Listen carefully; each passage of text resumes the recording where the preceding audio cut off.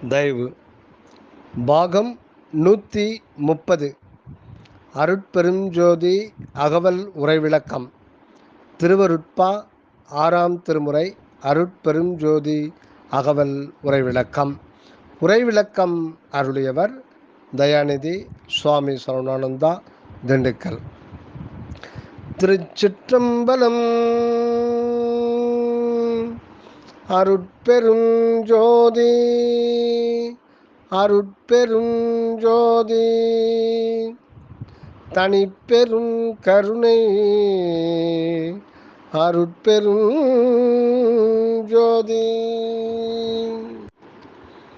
அகவல் வரிகள் 1297 1298. விண்பதம் அனைத்தும் மேல் பத முழுதும் கண்பெற நடத்தும் ககனமாமணியே.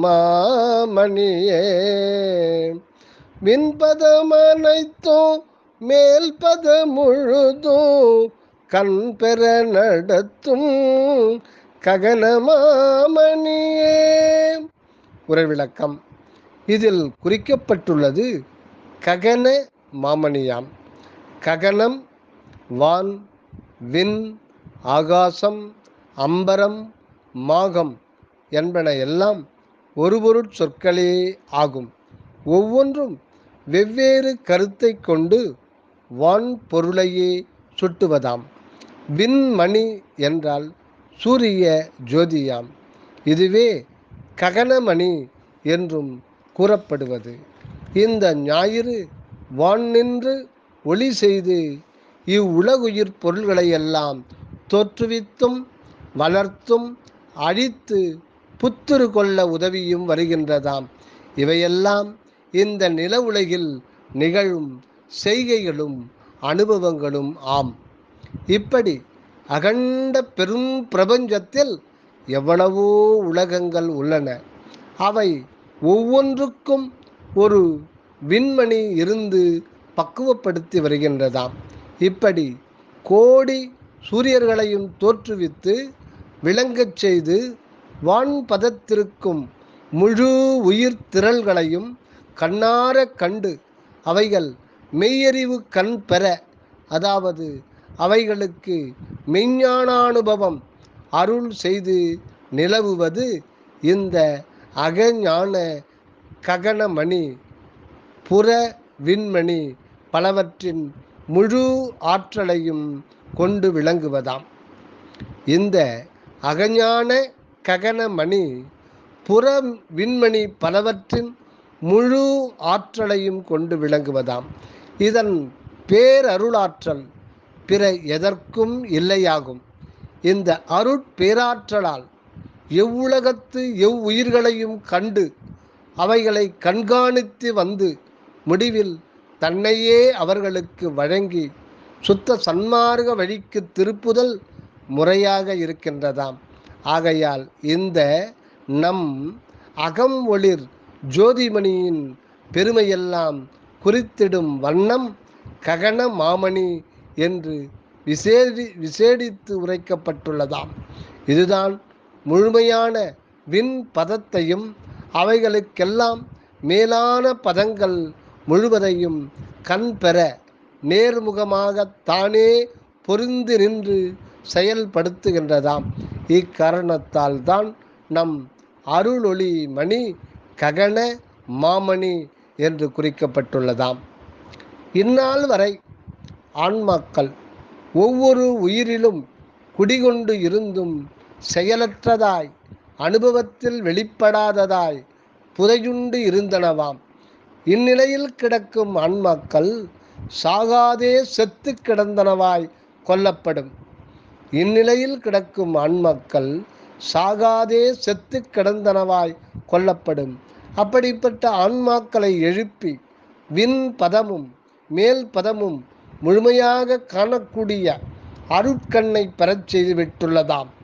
இந்த கண்ணை கொண்டு இருந்த இடத்திலிருந்தே உலகங்களையெல்லாம் ஆளும் ஆற்றல் சுத்த சன்மார்க்கி அடைந்து விடுகின்றானாம்.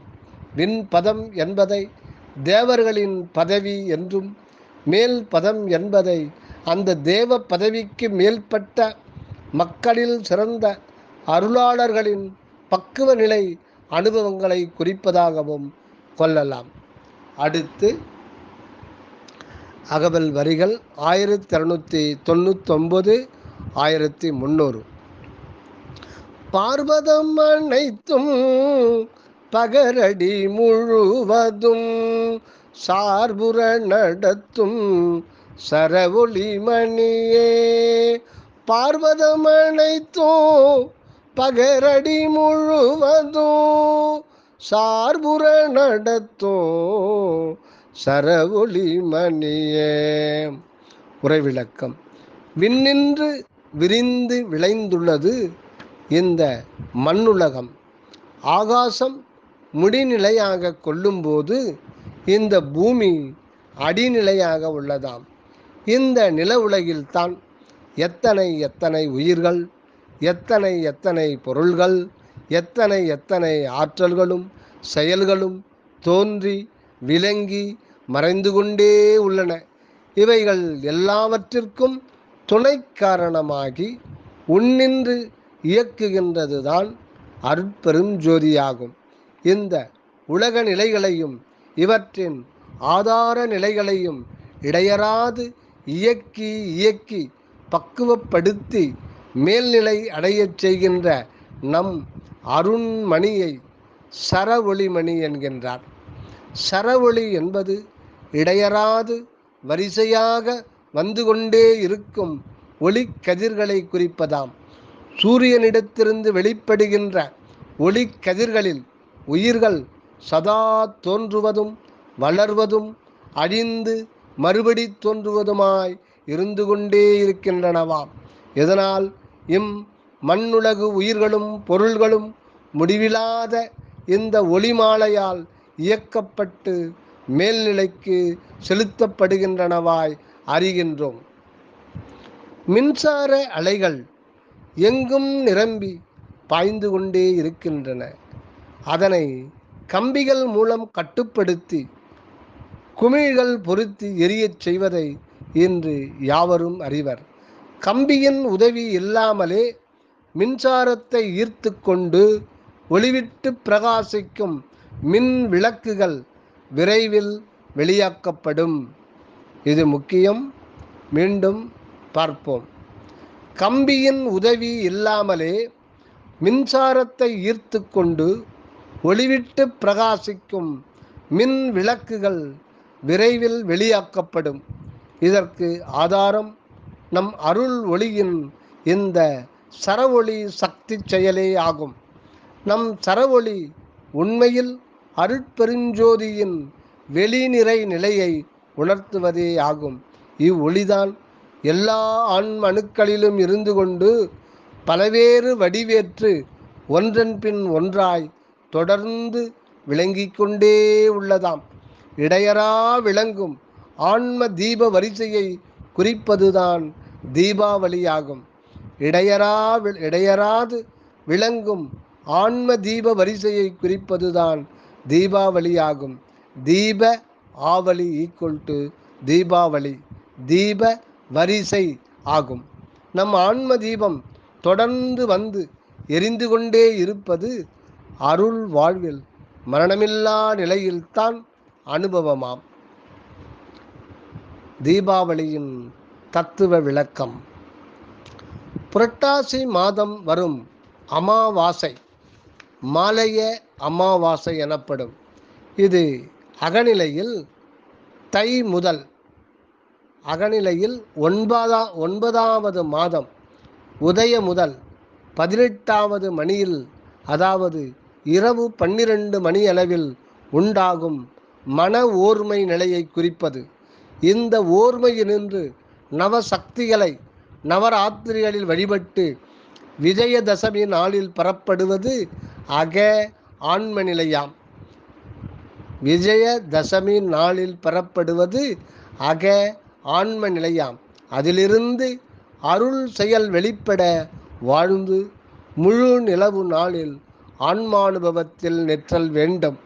அந்நிலை அனுபவம் பெருக பெருக தேகப்பற்று படிப்படியாக குறைந்து அமரபட்சம் போல் கழிந்து கொண்டே வருகின்றதாம். அமாவாசை வரும் நாள் தேகப்பற்று நிலை முற்றும் ஒழிந்து விடுகின்றதும் அகஞான ஜோதி வடிவம் சித்திக்கின்றதுமாம். இதுதான் தீபாவளி நாளாம். இது அந்த அமாவாசைக்கு முன் உள்ள சதுர்தசியின் கடைக்கூறு ஆன பிராதகாலம் அல்லது அமுதகால நேரத்தில் அனுபவப்படுவதாம். இந்த தீப ஒளி அனுபவம் ஏற்படும் போது இன்ப நிலை கொள்ளுவதாம்.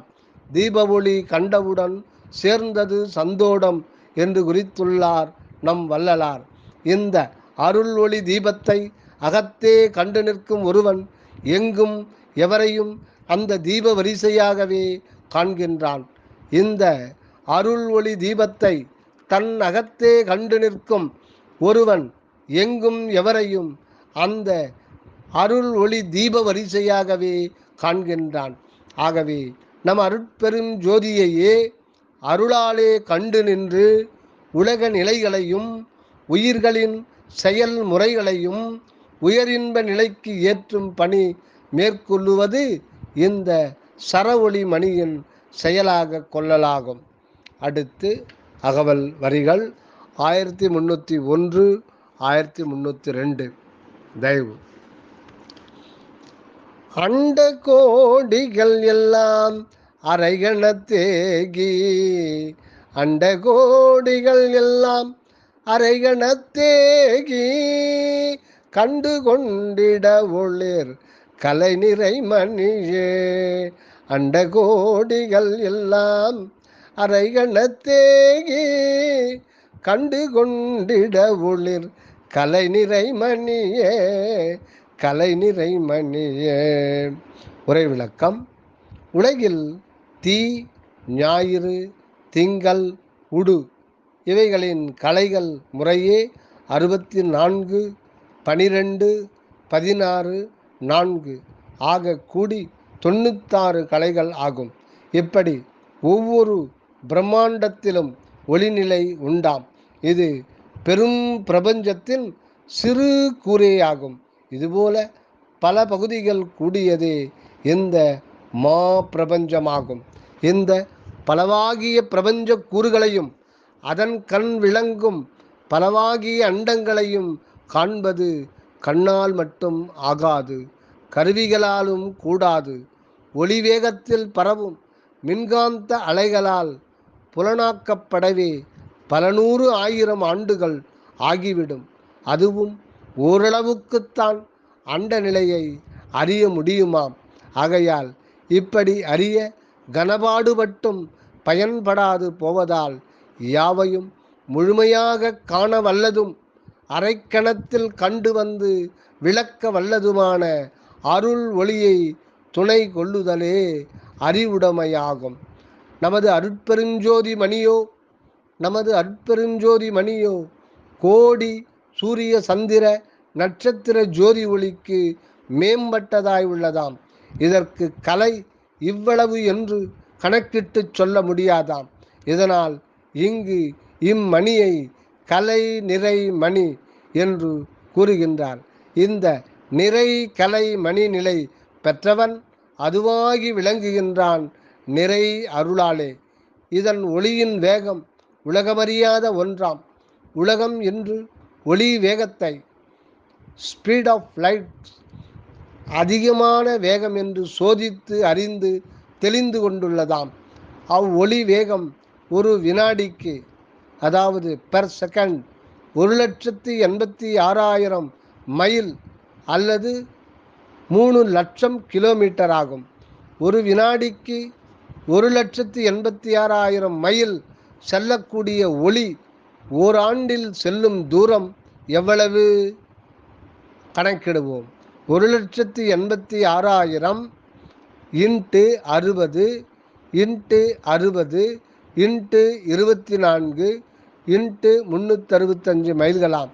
இதுவே ஒரு ஒளி வருடம் எனப்படுவது. இப்படி பல 100 1000 ஒளி வருடங்களுக்கு அப்பால் எத்தனையோ ஜோதி அண்டங்கள் உள்ளனவாம். இதனால் மனிதனின் முயற்சியால் எந்த அளவுக்கு அண்டங்களை கண்டுகொள்ள முடியும் என்று சிந்தித்து பார்த்தால் உண்மை விளங்கும். ஆனால் ஆனால் நிறை அருளாலே நிறை கலைமணி நிலை நின்று உணர்ந்தால் காண்பரிய அண்டகோடிகளை அறிதல் எளிதாம். அதுவும் அரைக்கண நேரத்தில் கண்டுகொள்ள முடியும் என்றால் இந்த ஒளியின் வேகம் யாதென்பது இந்த உண்மையைத்தான் நம்பெருமான் மெய்யருள் வியப்பில் இங்கனம் கூறுகின்றார். அது அண்ட கோடி முழுதும் காணும் கண்கள் எய்தியே. அண்ட கோடி முழுதும் காணும் கண்கள் எய்தியே. அங்கை கனி போல் அறிந்தேன் அவற்றில் உள்ள செய்தியே. பிண்ட கோடி முழுதும் காண பெற்று நின்னையே. பேசி பேசி வியக்கின்றேன் பிறவி தன்னையே. பேசி பேசி வியக்கின்றேன் பிறவி தன்னையே என்றதால் உண்மை அறியலாகும். உலகிலுள்ள ஒளிக்கதிர்கள் புறப்பட்ட இடத்திலிருந்து நெடுந்தூரம் செல்ல செல்ல விரிந்து சிதறிப்போவதால் ஒளியும் சூடும் குறைந்து மறைந்து விடுவதால் நெடுந்தொலைவில் ஒளிரும் விண்மீன்கள் புலனாகாது உள்ளனவாம். இப்பொழுது அறிவியல் கண்டுள்ள லேசர் ஒளிக்கதிர் சிதறுறாது நெடுந்தொலைவு பாய்கின்றது. இதனால் இவ்வொளி கொண்டு தொலைதூரத்தில் உள்ளவைகளை ஒருவாறு சுத்தமாக படம் பிடித்து காட்ட முடிகின்றதாம். ஆனால் இதன் வேகம் முன் கண்ட 1,86,000 மைலே தான். ஆகையால் ஆயிரக்கணக்கான ஒளிவருட தூரத்துள்ளவற்றை கண்டுகொள்ள முடியாதாம். அடுத்து அகவல் வரிகள் 1303 1304.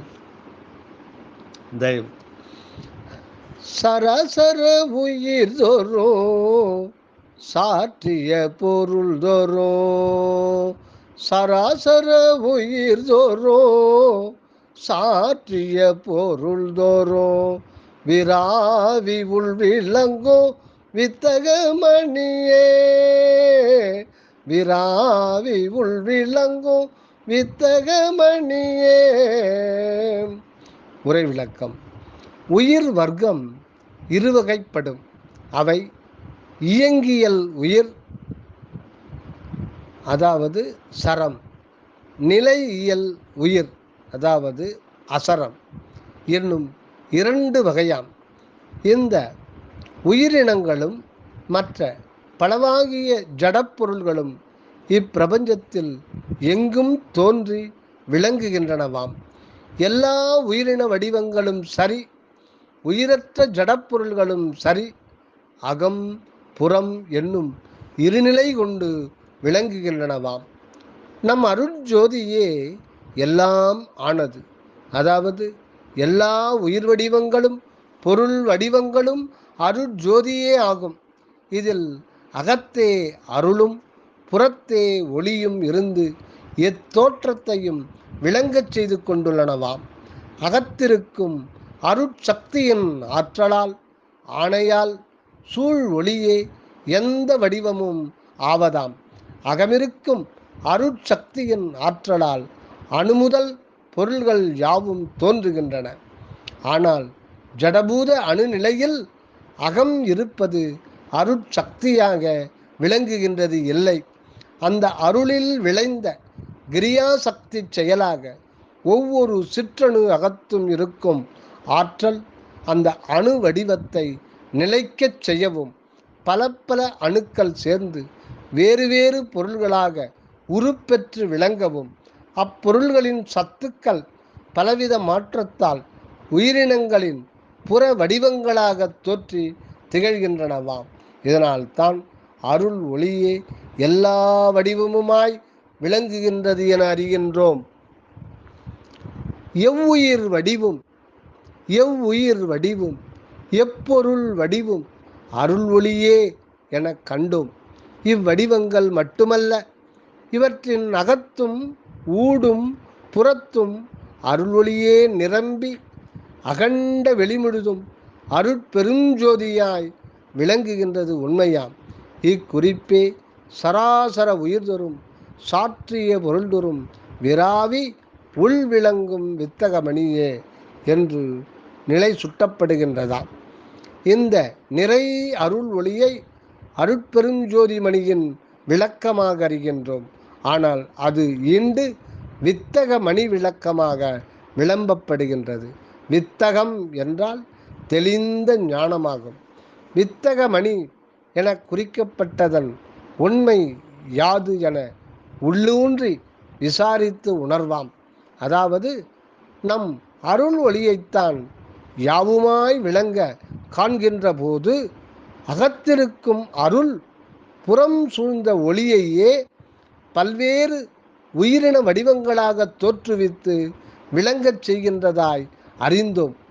உயிரற்ற பொருள் வடிவில் அருளேத்தான் கிரியா சக்தியாய் இருந்து இயங்குகின்றதாயும், உயிரின வடிவங்களில் அந்த அருளே உயிர் உணர்வாய் உணரப்படுகின்றதாயும், அந்த உயிர் உணர்வு மனிதனில் மன அறிவாய் விளங்கி ஆன்ம உண்மை அறியப்படும் போது அந்த அருளே ஆன்ம ஞானமாய் திகழ்கின்றதாம். மேலும் அந்த அருள் தானே ஆன்ம சக்தியாய் வெளியுற்று அற்புத சித்திகள் செய்யவல்ல ஆற்றலாயும் விளங்குகின்றதாம். கடைசியாக அந்த அருள் அனுபவமாகவே வெளிப்பட்டு நித்தியானந்த வாழ்வு கொண்டு நிறை மனித சுத்த சன்மார்கியாய் நிலவுவதாம். முடிவான இந்நிலை அனுபவம் வெளியாக்கப்படவே அந்த அகமன்னிய அருள் தன் நிறை ஞானத்தால் உள்விளக்கம் அதிகரிக்க புறவடிவத் தோற்றத்தை ஜடநிலையிலிருந்து ஓரறிவு உயிர் வடிவங்களாயும் அதில் பல மாற்ற தோற்ற வடிவங்கள் கடந்து ஈரறி வடிவங்கள் பலவும் பின் படிப்படியாக உயர் பிறப்பு வடிவங்கள் பலவும் அந்த அக அருளின் நிறைஞான ஏற்பாட்டின்படியே வந்து சூழ்ந்து அனுபவம் கொள்ளச் செய்கின்றனவாம். இந்த ஞானத்தின் செயல் எவ்வளவு நுணுக்கமான திறமையான ஒவ்வொரு ஆன்மாவுக்கும் தேவையான உயிர் உடம்பு தடையறாது வழங்கப்பட்டு வருகின்றது என உணர்த்துகின்றதாம். இந்த ஞான செயல்முறை கண்டே நம் அருள் ஒளியை வித்தக மணி ஒளி என குறித்துள்ளார் என உள்ளுணர்ந்து தெளிவாம். தயவு அருட்பெருஞ்சோதி தனிப்பெரும் கருணை.